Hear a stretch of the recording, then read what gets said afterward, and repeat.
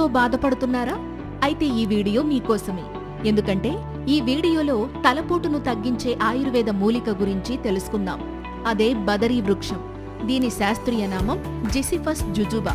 దీనిని వాడుక భాషలో రేగు చెట్టు అని కూడా పిలుస్తారు. దీని ఆకులు, పండ్లలో ఉండే ఔషధ గుణాల కారణంగా దీనిని ఆయుర్వేద వైద్యంలో విరివిగా ఉపయోగించేవారు.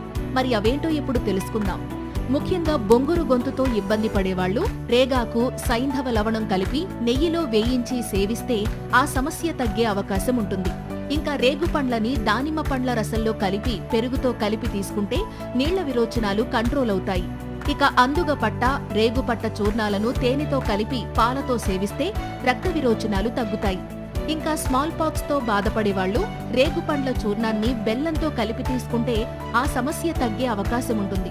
ఇక ఎంత తిన్నా ఇంకా తినాలనిపించే సమస్యతో బాధపడేవాళ్లు రేగు గింజల పేస్ట్ ను మంచినీటితో కలిపి తీసుకుంటే ఆ సమస్య నుంచి ఈజీగా బయటపడుతుంది. ఇంకా వైట్ డిశ్చార్జ్ సమస్యతో బాధపడేవాళ్లు రేగుపండ్ల చూర్ణంలో బెల్లాన్ని కలిపి తీసుకుంటే ప్రయోజనం ఉంటుంది. ఇక రేగుపండ్ల పేస్ట్ ను గంజితో కలిపి తీసుకుంటే బరువు తగ్గే అవకాశం ఉంటుంది. అలాగే తలపోటుతో బాధపడేవాళ్లు రేగు చెట్టు వేరు, పిప్పళ్లు కలిపి నుదుటిపై లేపనం వేస్తే తలపోటు నుంచి ఉపశమనం కలుగుతుంది. అయితే రేగు చెట్టు ఎన్ని ఆరోగ్య ప్రయోజనాలు కలిగించినప్పటికీ దీనిని ఉపయోగించే ముందు ఆయుర్వేద వైద్యుని సలహా ఖచ్చితంగా తీసుకోవాలి. ఈ సమాచారం మీకు నచ్చినట్లయితే ఈ వీడియోని లైక్ చేసి మీ ఫ్రెండ్స్ అండ్ ఫ్యామిలీ మెంబర్స్ కి ఇప్పుడే షేర్ చేయండి.